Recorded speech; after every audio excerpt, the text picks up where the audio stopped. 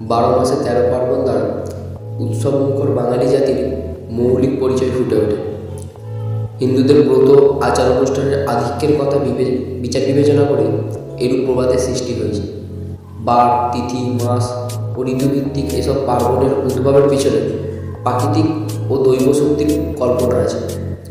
শাস্ত্রীয় ধর্মের পাশাপাশি হিন্দুরা লক্ষ্মী, মনসা, শীতলা, ষষ্ঠী, কুলাদেবী, বনদুর্গা, নারায়ণ, সত্যনারায়ণ, পাঁচু ঠাকুর প্রভৃতি লৌকিক ও পৌরাণিক দেবদেবীর পূজা অর্চনা করে থাকেন।